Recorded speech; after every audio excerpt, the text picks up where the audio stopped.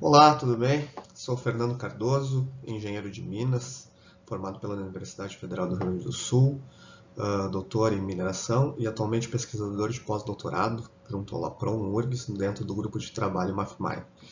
Esse é mais um vídeo vinculado ao nosso grupo de trabalho que busca abordar tópicos referentes à mineração. E o tópico introdutório de hoje será então Introdução aos métodos de lavra subterrânea. Bom, então a apresentação terá três principais tópicos. O primeiro, a introdução aos métodos de lava subterrânea, conceito e alguns parâmetros básicos na escolha, e por fim, uma abordagem um pouco mais direta, né, visando apenas apresentar brevemente os métodos de lavra voltados para a mineração subterrânea. Bom, então, a seleção do método de lavra adequado é um dos principais desafios enfrentados dentro de projetos de mineração. Muitas vezes, uma escolha inadequada de método de lavra, de estratégia de extração, pode inviabilizar uma determinada operação.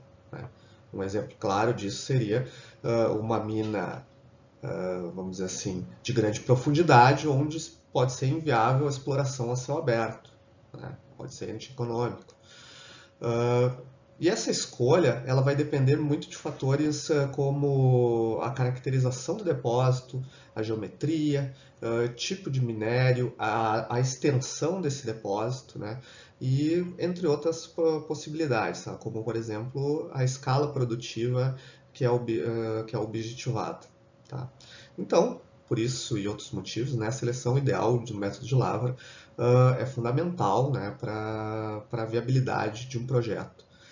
E para tanto também nós temos que ter um bom conhecimento, né, sobre as possibilidades dos métodos de lavra. Né? Já adianto então que principalmente para a mineração subterrânea nós temos uma grande gama de diferentes métodos.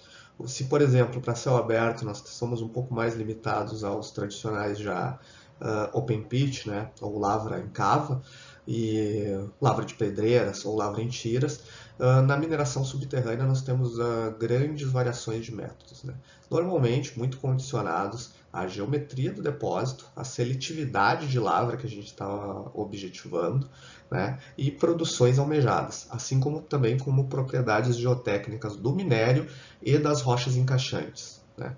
A gente começa a ver aqui que para a mineração subterrânea as características geotécnicas elas são muito relevantes.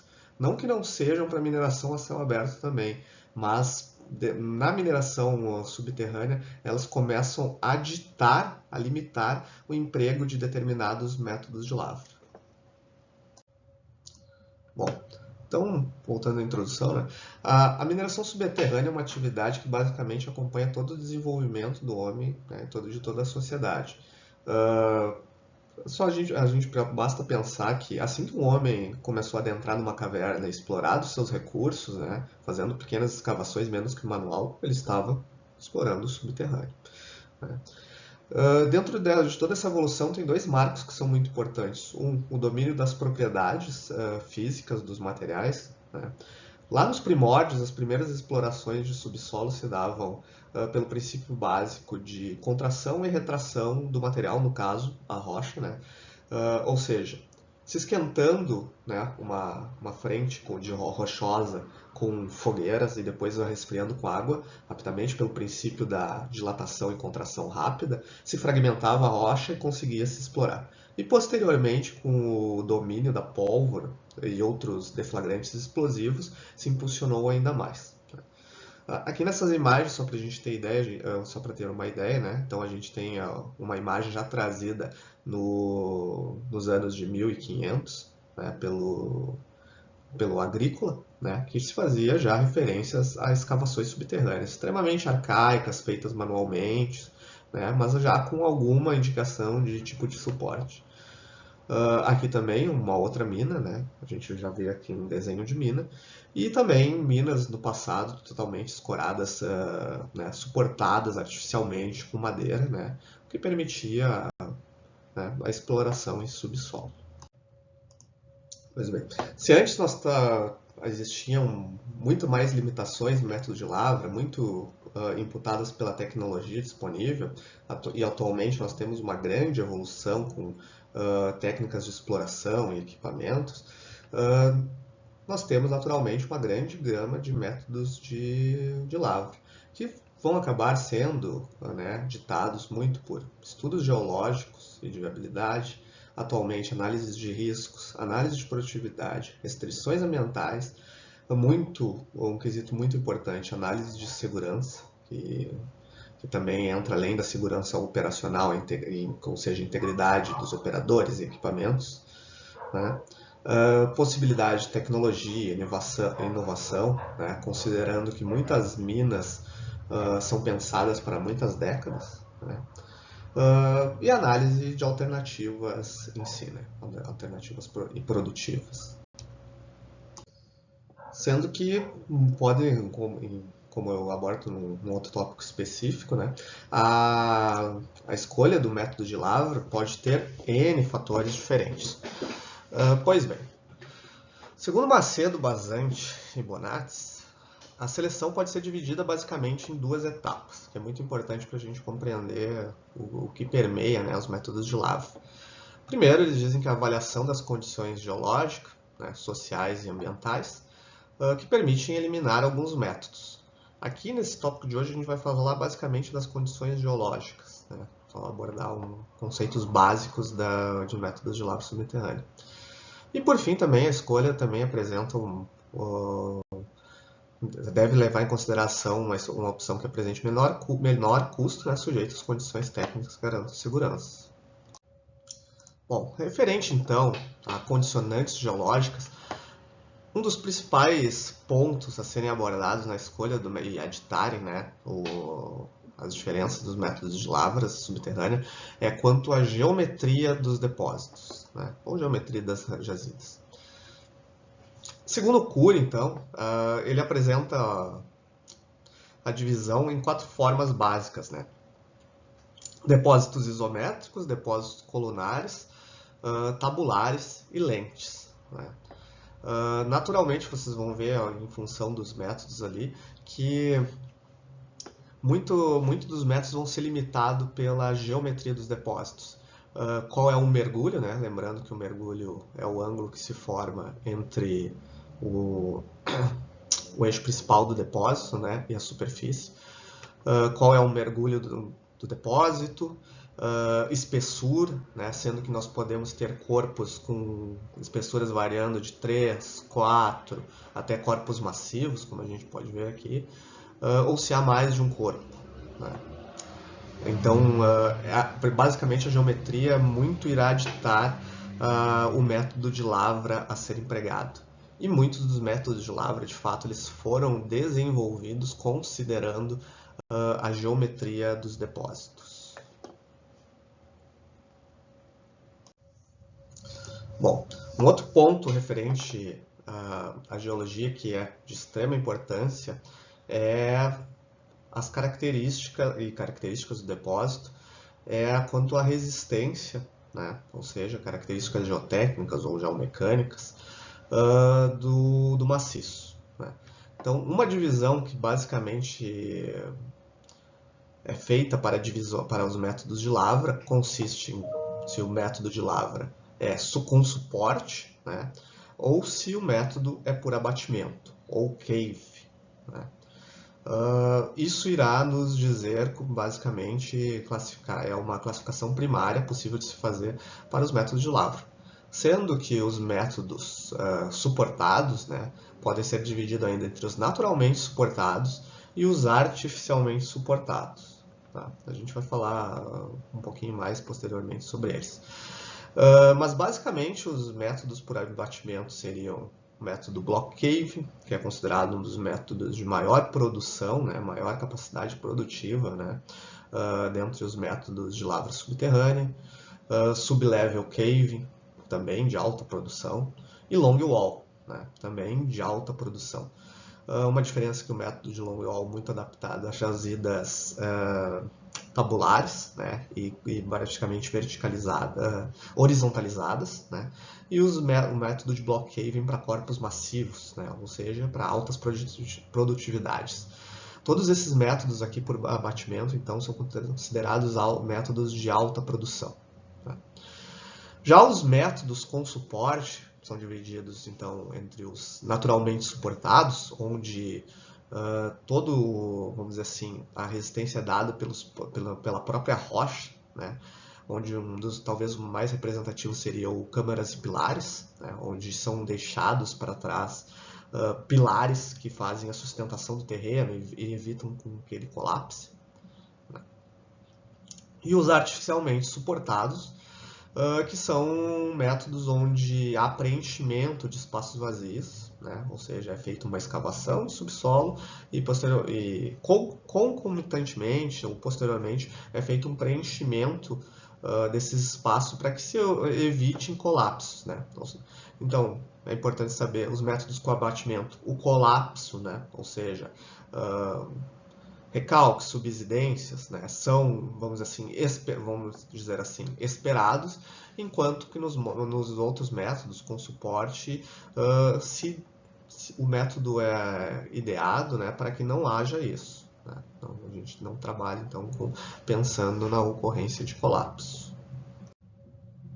Bom, eu não posso deixar de falar de um ponto importante quando a gente está trabalhando em métodos suportados ou até mesmo de desenvolvimentos que merece ser lembrado aqui, que é o método de escavação, né, NATM, New Australian Tunnel Model, que foi graças a esse método desenvolvido lá por 1964 que tivemos grandes evoluções, né, grandes avanços, né, na produtividade de minas subterrâneas. Como eu trouxe antes em algumas imagens ali, que era possível ver, anteriormente esse método era muito comum, ainda é, parcialmente, né, o grande volume de utilização de madeiramentos, ou seja, madeiras utilizadas para suportes de minas subterrâneas. Se a gente for ver algum filme muito antigo, até mesmo desenho animado, né, a gente vai ver suportes feitos com madeira. Isso antigamente tinha dois, e até hoje, né, tem grandes problemas. Um, trabalhosidade, né? Outro, grandes volumes de madeiras necessário e outro, precariedade, porque, vamos dizer assim, a madeira não suporta uma carga elevada e ela se deteriora facilmente. Né? Então, isso limitava muito o desenvolvimento de mina. E com a introdução da metodologia NATM, né, que é uma metodologia hoje básica, que consiste nos passos básicos do desenvolvimento de uma escavação subterrânea, que é a escavação, o monitoramento e o reforço, tanto com concreto como tirantes. Nós eliminamos antes uma metodologia produtiva que era muito demorada e pouco eficiente, que era o uso extensivo de madeiramentos, e conseguimos obter grandes avanços, né, digo, produtivo e de desenvolvimento de mina, que permitiram hoje a grande ramificação dos métodos de lavra e, vamos dizer assim, o aumento substancial da produtividade deles. Hoje, a aplicação, vou botar entre aspas, porque hoje já nem é mais tão dito como NATM, ela permitiu, vamos dizer assim, grandes produtividades dos métodos de lavra e algumas diferenciações, né? Principalmente quanto ao desenvolvimento de mina. Bom, então retornando aos métodos de lavra, vou abordar agora então separadamente os métodos de abatimento ou os métodos cave.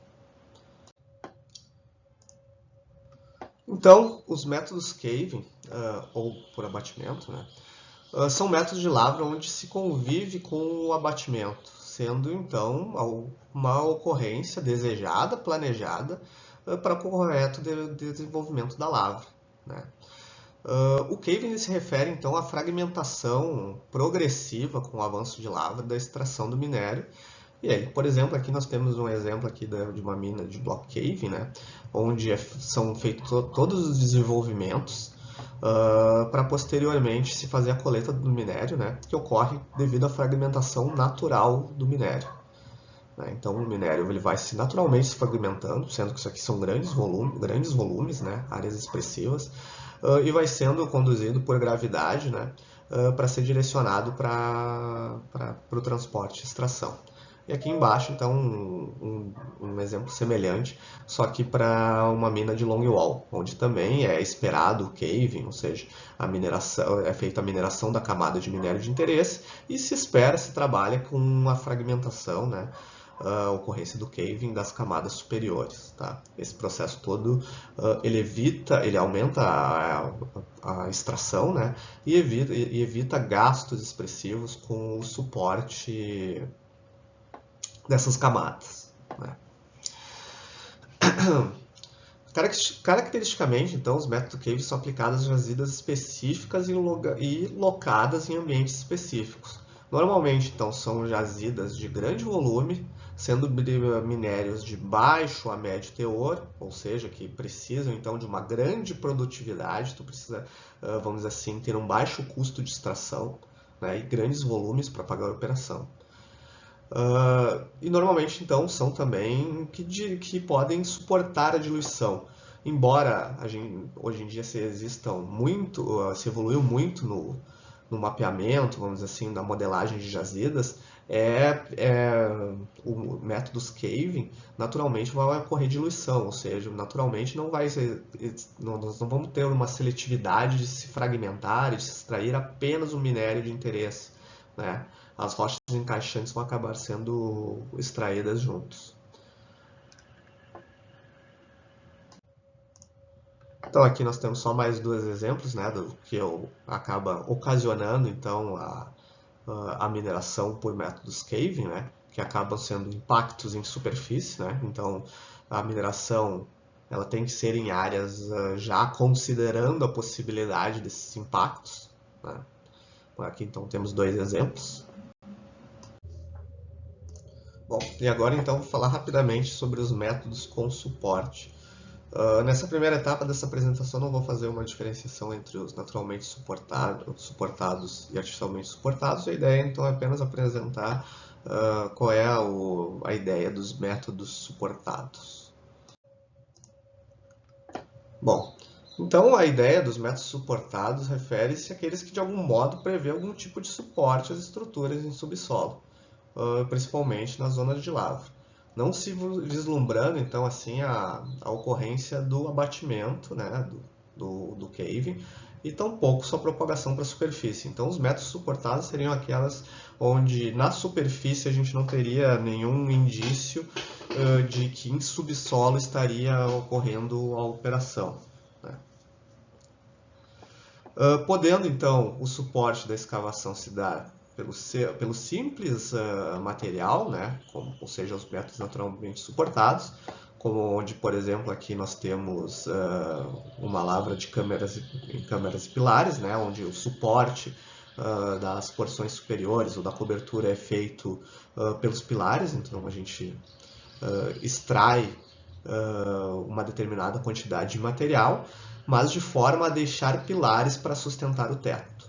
Né, sustentar as camadas superiores, né, sendo que esses pilares são devidamente dimensionados para saber a geometria mínima. Né, a gente tem que lembrar que nós queremos otimizar na situação, então a gente tende a calcular qual é a geometria mínima, qual é a largura mínima de pilar que a gente pode utilizar para que não ocorra, vamos dizer assim, desabamentos, né, ou seja, desabamentos e, consequentemente, perdas na frente de lavra e também consequências na superfície. Né? Bom, os métodos suportados também eles podem ser artificialmente suportados, né? Sendo feitos então o preenchimento dessas escavações, seja por esse material estéreo, seja por um material com cimento, né? Ou seja, então a gente acaba fazendo uma extração do minério e substituindo essa porção, né, esse volume, por um volume artificial, da mesma forma a se evitar que ocorra desabamento. Fica implícito, né, que o que vai ditar isso, além de geometria e outras condicionantes, é muito a economicidade. Quando o preenchimento de um material acaba sendo mais barato do que se deixar material em subsolo, né, acaba se optando por uma substituição. Por exemplo, se nós temos uma camada de alto valor, né, em subsolo, mesmo para câmaras e pilares, que seja economicamente viável a substituição desse material por um pilar artificial, isso pode ser feito. Né? Vamos dizer assim, podemos dizer que é raro que isso aconteça, mas não é impossível. Tá?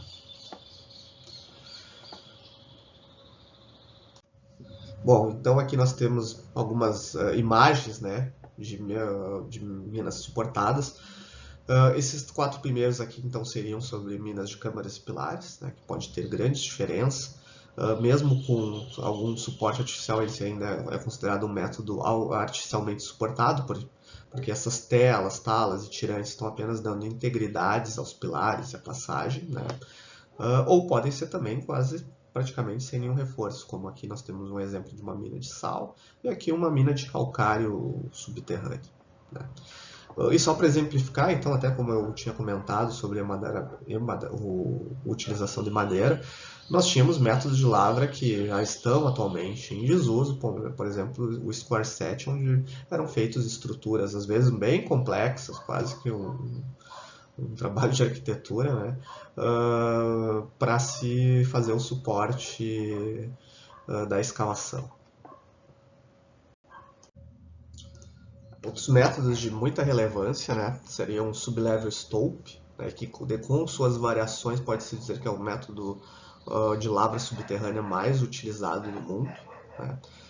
Importante notar que antes, quando a gente estava falando de câmaras pilares, fica nítido, né, que nós estávamos falando de jazidas horizontalizadas. Embora câmaras pilares possam ser usadas em jazidas com algum grau de inclinação, essa inclinação ainda tem que tornar o depósito subhorizontal, né? No método, nesses outros métodos que eu vou mencionar, a gente está trabalhando com jazidas já semi-verticalizadas, né? Com ângulos de mergulho que variam de 40 graus até a verticalização total. Né? Sendo então que um dos principais métodos e o mais utilizado é o sublevel, com algumas variações, que pode ser os seus stopes, né, ou seja, o vazio que é deixado aqui com a extração, é feito todo um desenvolvimento em paralelo ao corpo de minério, feita a perfuração da camada de interesse, detonação e carregamento. Pode ser deixado, vamos dizer assim, o stope aberto ou ser preenchido então com material de enchimento, né, normalmente chamado de backfill. O método shrinkage, também um pouco menos utilizado hoje, mas com alguma variação, né, para o sublevel, principalmente por se tratar de um método um pouco mais artesanal, mais seletivo, né, por se tratar de um método onde é feito a perfuração, vamos dizer assim, semi-manual, né, do minério, se trabalha com corpos um pouco mais estreitos, né, e com o enchimento do material, ou seja, o material é parcialmente enchido, porque o material é de cima, o método é ascendente, é detonado, e se trabalha sempre sobre o material já detonado.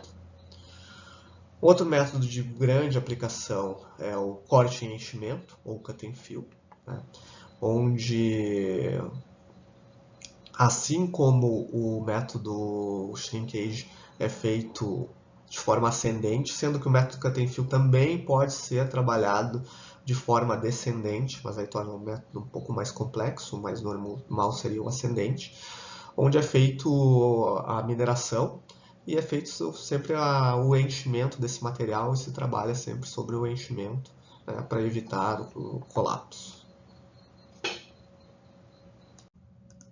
Bom, cada método deve ser abordado de uma forma mais extensiva individualmente, né? Pode ser feito muito tranquilamente uma aula sobre cada método de lavra. Mas vamos então a um comparativo breve só para entender as diferenças dele, entre eles. Tatia 2005, um comparativo, né, tem como base o método já em desuso Square Set, que em algum momento da história foi de grande relevância. Né? Mas com base nele, nessa tabela de Tatia, a gente pode ver as diferenças entre os principais métodos. Principalmente quanto a custo, né? A gente vê que os métodos Caving tem custos relativos menores, né, e maiores taxas de produção, e também, consequentemente, mais recuperação. Mas é importante ver que junto com a maior recuperação a gente também tem grandes volumes de diluição, né, podendo chegar a 35%. E também requerem também ocorrências exclusivas, vamos dizer assim, determinantes, né? Como a ocorrência de subsidência ou do abatimento. Né?